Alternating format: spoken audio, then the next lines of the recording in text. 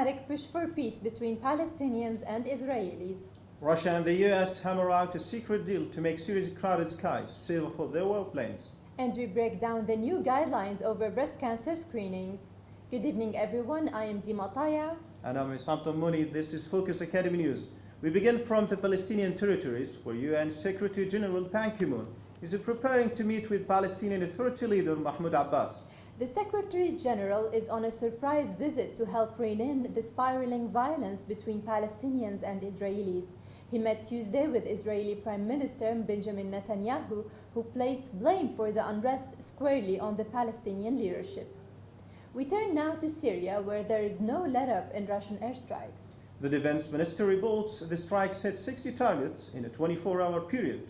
After several close encounters in the skies, the US and Russia have agreed to measures to keep their aircrafts safe. Meantime, the fight for the northern Syrian city of Aleppo is intensifying.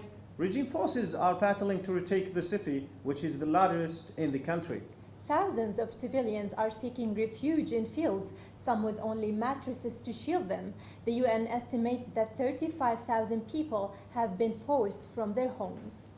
Coming up next on Focus News, as one drops out the Democratic Party's race for president, another may be getting ready to step up. We will have more on Joe Biden's possible run for the White House.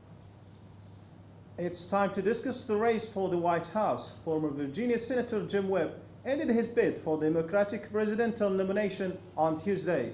But Webb is not necessarily out of the running for the nation's top job. Webb told reporters he will consider becoming an independent candidate. His campaign never really caught enough momentum to compete with heavy hitters like Hillary Clinton or Bernie Sanders. At the same time, speculation is growing over whether US Vice President Joe Biden will run for president, even though he hasn't announced his decision. A campaign of sorts has already begun against potential opponent Hillary Clinton. A change in guidelines for breast cancer screenings that some call confusing, why an influential group says women should wait longer before getting a mammogram. We're back in that in just a moment.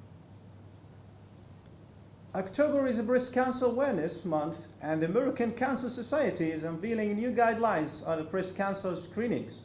They now suggest women who are at average risk of breast cancer should start getting mammograms at age 45 instead of 40.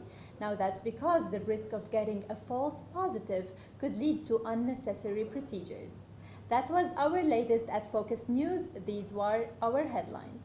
A new diplomatic push for peace between Palestinians and Israelis. Russia and the US hammer out a secret deal to make Syria's crowded skies safer for their warplanes. And we broke down the new guidelines over breast cancer screenings. You can always connect with us on our website, focusacademy.tv. We'd love to hear from you. I'm عصام طموني. And I am Dima Taya. Thanks for watching us and good night.